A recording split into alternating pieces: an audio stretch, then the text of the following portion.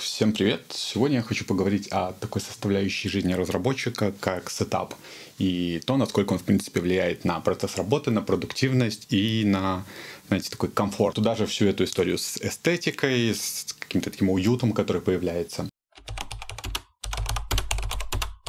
У меня, например, сейчас основной такой рабочий сетап для каких-то основных задач, которые я использую. Это MacBook, который стоит просто, чтобы там гуглить что-то, не знаю, смотреть какие-то видео или запускать приложения, связанные с UI. И E-Ink монитор, на котором я, собственно, пишу код. Здесь ничего лишнего, только текст, для того, чтобы ни на что не отвлекаться. Он помогает немножко так замедлить темп работы за счет того, что здесь обновление не с максимальной такой частотой, как на любом другом адекватном мониторе. Но так или иначе, существует такая проблема, что каждый раз, когда мне нужно загуглить что-то или же, опять же, запустить приложение, то есть я возвращаюсь к своему MacBook'у. И очень велик соблазн отвлечься, например, на браузер, посмотреть какое-нибудь видео на Ютубе. У меня, как обычно, открыт там миллион вкладок, и, само собой, я периодически просто залипаю на что-то такое. То есть проверить, не пришло ли мне какое-нибудь сообщение на почту, в какие-нибудь соцсети. То есть, понятное дело, дел может быть миллион, и вот каждое из них может само по себе быть довольно маленьким, но ты во все это погружаешься и теряешь флоу за счет того, что мы переключаемся так между задачами, куда быстрее происходит усталость. И я стал думать над тем, как бы мне упростить этот флоу. То есть, на самом деле, вот это вот решение с E-Ink монитором и текстовым редактором помогает довольно неплохо концентрироваться, но если, например, я просто пишу какой-то код, который покрываю тестами, там сразу же запускаю, то есть никакого графического взаимодействия, ничего особо гуглить такого интенсивного не нужно. То есть, даже если что-то простое загуглить, то это тоже можно с терминала сделать. В таких случаях, в принципе, окей. Но, во-первых, мешает его статичность, то есть то, что я могу заниматься этим только здесь, хотя в этом тоже свои плюсы есть.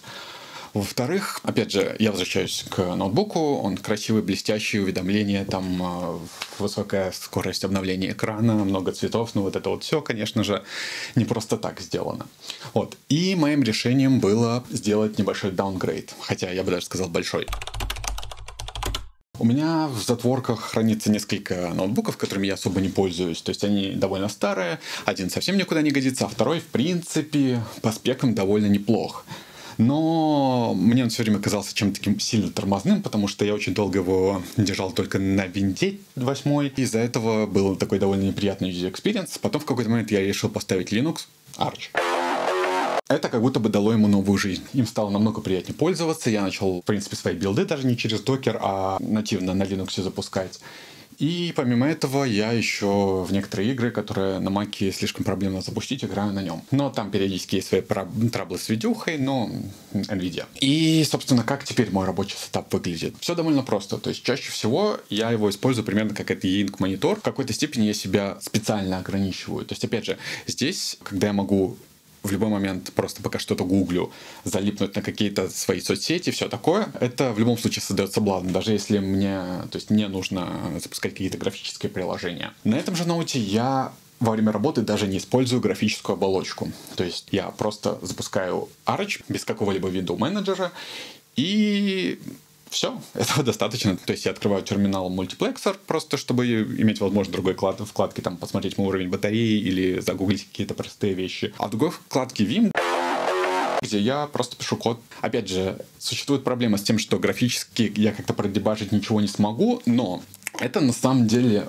оказалось для меня даже преимуществом. Вот в чем дело. Когда я пишу код, мне неудобно его будет оттестировать. То есть мне либо нужно запустить Window Manager, либо запустить это на Mac, то есть делать лишние действия. И поэтому сразу же я пишу тесты. То есть, таким образом, как будто бы мой код более хороший получается, потому что я все стараюсь покрывать тестами, и как будто бы вот этот вот медленный темп разработки, когда ты вот пишешь много тестов на все, он очень хорошо подходит к вот этому вот просто терминалу. То есть, опять же, здесь даже некоторая речь об эстетике, о том, что вот какие-то такие вайбы олдскульного программирования, как ты себя так куда более серьезно даже чувствуешь в этом плане, это тоже вносит свою лепту, то есть получаешь больше удовольствия от процесса и как-то чаще хочется этим заниматься. И помимо прочего, довольно важным преимуществом является то, что благодаря тому, что я запускаю такой минимальный сетап, я еще дополнительно использую разные тулзы для того, чтобы еще больше оптимизировать работу. То есть мой ноутбук практически не расходует заряд. Ну, относительно того, что было до этого. То есть, условно, когда я запускал этот ноутбук просто на винде и делал что угодно, за полчаса он полностью умирал. Просто с сотки до нуля падал. Сейчас, если я использую только терминал, у меня его хватает почти на 4 часа. С учетом того, что эффективность батареи на данный момент составляет 60%, и я в ближайшее время собираюсь ее заменить, так что можно предположить, что будет еще больше часов в наличии, что является довольно классным. Собственно, вот. И для меня довольно интересным опытом было то, насколько сильно я смог изменить свое вот это вот ощущение от работы и куда сильнее сосредотачиваться, ловить вот этот вот флоу, просто за счет того, что, по сути, ухудшил свои условия. Это довольно интересно работает. И мне было бы интересно узнать, есть ли у кого-то подобные практики. То есть я знаю, что у многих людей есть истории про то, что они, например, ставят какие-то блокеры на телефон, чтобы просто не залипать в соцсети. Но опять же, когда ты работаешь с чем-то, где нужно постоянно с интернетом взаимодействовать, ты легко можешь это делать из браузера на компьютере. Спасибо за просмотр. До скорого.